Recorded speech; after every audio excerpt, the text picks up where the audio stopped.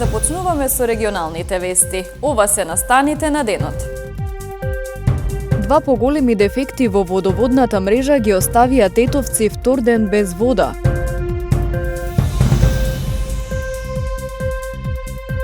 Се одржа средба во владата за проблемот околу изградбата на водоводот за Синичане.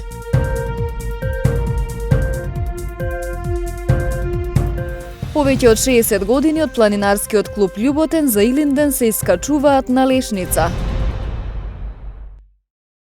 Два поголеми дефекти во водоводната мрежа ги оставија тетовци втор ден без вода. Работниците на регионалната единица водовод и канализација работат на нивно санирање. Ваквите дефекти се доста чести, бидејќи градот има градски водовод стар 90 години.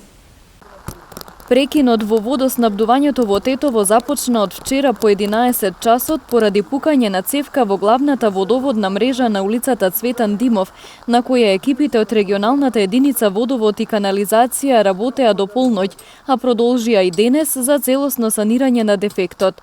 Од раководството велат дека активностите се одвивале во отежнати услови поради временските прилики и поставеноста на цевката, во чија близина има и електрични кабли. Во текот на денешниот ден се појави и втор дефект во близина на Шарена џамија. Имаме дотраени цевки, системот не е целосно обележан систем кој што ние не ги знаеме некои, зашто тој веќе многу стар, па нема записи за некои места. Имаме губитоци на такви места. Нашиот ангажман за решавање на таквите проблеми е 24 часа, 7 дена работиме. Граѓаните се принудени да купуваат вода за пиење и да прават залихи за задоволување на основните хигиенски потреби. Знаеме дека дефектот е од вчера. Ќе полнимо садови, што се кажува и тоа. За сега се купува. Иначе не можеш да пиеш. Кај да помниш? Нема кај да земаш, целиот град нема. Инаку пред дефектите издашноста на изворите со кои Тетово се снабдува со вода изнесувале 430 литри во секунда, количина која што ги задоволува потребите на граѓаните. Представници на владата, градоначалникот на Боговиње и мештаните од село Урвич и Синичане остварија средба во владата во врска со проблемот кој настана околу изградбата на водоводот за село Синичане. Учесниците на средбата заклучиле дека имаат заедничка согласност и определба за ефикасно правно дејствување за надминување на ситуацијата. Градоначалникот на Боговиње Албон Џемили очекува позитивен одговор и конечно давање зелено светло за продолжување на изградбата на водоводот, наменет за жителите на село Синичане. Од средбата во владата била позитивна. Вчера имаше состанок во владата, беше и самиот премиер таму, беа представници од населените места Урвич и Јеловјане. Средбата траеше сат и половина негде. Премиерот вети во наредните денови ќе контактираме пак и ќе видиме околу проблемот со водоснабдување во Синичане. Сега чекам одговор од владата, после тоа имаше состанок пак премиерот со министрите околу оваа проблематика и наискрено чекам позитивен одговор некако да се реши оваа трагедија што се случува сега со жителите на Синичан. Техничкиот премиер Оливер Спасовски вели дека се работи на трајно решение на проблемот. Право на пристап до вода има секој жител и со тоа нема водење политика. Владата е определена да најде решение за актуелниот проблем со пристапноста до питка вода на жителите од село Синичане и за изнаоѓање трајно решение за снабдување со вода на селата во општина Боговиње. Ке ги разгледаме правните и законски можности за ефикасно дејствување и во отворен диалог со засегнатите жители, каков што е денешниот состанок, истакна премиерот Оливер Спасовски. Џемили вели дека за него не представува ништо кривичната пријава која му ја поднесе СВР Тетово. Најважно е мештаните од Синичане да добијат чиста вода за пиење, додава Џемили. Кривичната пријава за мене не е ништо стварно, кој ќе ме секира ова што жителите немаат вода, после тоа има други институции што ќе ја преземат случајот, значи за кривичната пријава што го имам јас како градоначалник, а министерот Нухио пак тврди дека полицијата не ги запира работиве, а таму имаше можеби повеќе од 10 камери. Цел свет веќе знае дека кој ги запира работиве горе. Мештаните од Сеничане се уште стојат кај изворот на нивното село, каде пред околу 1 месец започнаа градежните активности за изградба на водовод, но работите за неколку дена беа запрени од полицијата, чии специјални единици се уште го обезбедуваат местото. Во последните 24 часа се направени 1543 тестирања, а регистрирани се 113 нови случаи на COVID-19. Од нив 15 се во Гостивар, додека 5 во Тетово. Во последните 24 часа се направени 1543 тестирања, а регистрирани се 113 нови случаи на COVID-19. Со најмногу случаи повторно е главниот град 35, потоа следи Штип со 23, Гостивар со 15, Куманово со 12, Битола 7, Тетово 5. Починати се 6 лица, 3 пациенти од Скопје, пациент од Куманово, пациент од Струга и од Охрид. Денеска Институтот за јавно здравје регистрира 259 оздравени пациенти, најмногу во Скопје 103, Штип 75, Тетово 31, Гостивар 19, Куманово 13 оздравени лица. Министерот за здравство Венко Филипче секојдневно на својот Facebook профил апелира да се почитуваат мерките за заштита, да се носат маски или прекривки преку лицето и носот во сите затворени простории, а на отворено кога не може да се одржува физичка дистанца од 2 метри и редовно да се мијат рацете и да се одржува личната хигиена. До сега во земјата се направени вкупно 109.946 тестирања за COVID-19. Вкупната бројка на диагностицирани лица со COVID-19 во нашата земја од почетокот на епидемијата изнесува 11.399. Бројката на оздравени пациенти е 7.480, на починати е 517, а во моментов бројот на активни случаи во земјата изнесува 3.420. Повеќе од 60 години од планинарскиот клуб Љуботен за Илинден се искачуваат на Лешница. И оваа година не беше различно. По 66-ти пат се одржа традиционалниот илинденски логор со почитување на протоколот за заштита од ширење на COVID-19.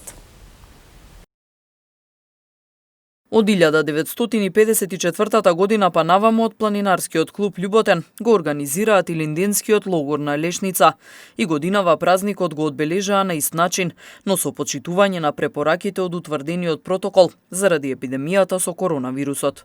Викендов се случи традиционалното искачување, односно традиционалниот логор на Илинден, 66-ти пат, значи од 1954 година клубот е на Лешница по овој повод, така да и овој Илинден го прославивме на тој начин. А во иднина имаме планинарски тури, не ги објавуваме затоа што не ние, нели, ги пратиме протоколите кои што ни се препишени од Федерацијата на планинарски спортови на Македонија. Планинарски тури има секој викенд, кои се реализираат со почитување на заштитните мерки.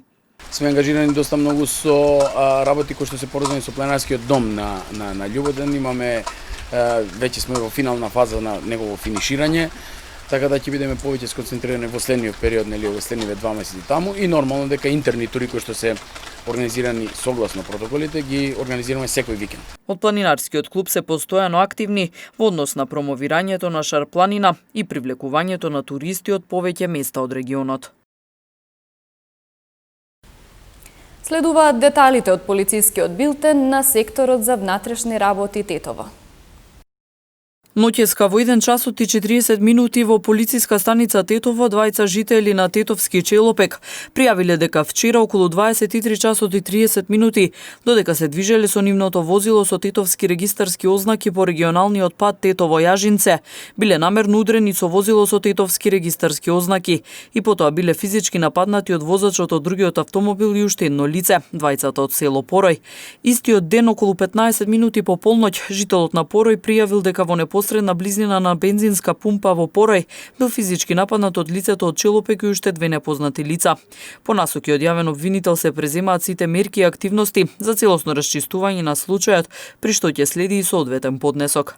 Вчера во 12 часот во полициска станица Тетово 46 годишник од тетовското село Требош пријавил дека 50 годишник од Мала Речица, кој што на 34.2020 година направил договор за наем на патничко возило со тетовски регистарски ознаки, собственост на пријавителот, не го вратил на именото возило до крајниот рок, туку со купопродажен договор подпишан од нотар го препродал во Скопје. Се преземаат сите мерки и активности за целосно расчистување и документирање на случајот, пошто ќе следува соодветен поднесок. Вчера во 12 часот и 10 минути на улица 171 во Голема Речица се случила сообраќајна незгода во која учествувале непознато возило, кое после ударот го напуштило местото на незгодата и мотоцикл со тетовски регистарски ознаки, управуван од 46 годишник од Тетово, каде што сопатник му бил 12 годишник од Пирок. По незгодата мотоциклистот и сопатникот биле пренесени во клиничката болница Тетово за укажување на лекарска помош. Увид на местото на незгодата извршила екипа од СВР Тетово. Вчера во 20 часот и 45 минути на булевар Маршал Тито пред културниот дом, патничко возило со тетовски регистарски ознаки управувано од 53 годишен жител на Тетово удрило во 67 и 62 годишен пешак и двете од Тетово. По незгодата на повреди се пожалила едната од нив, која била пренесена во клиничка болница Тетово за укажување на лекарска помош. Увид на местото на незгодата извршила екипа од СВР Тетово.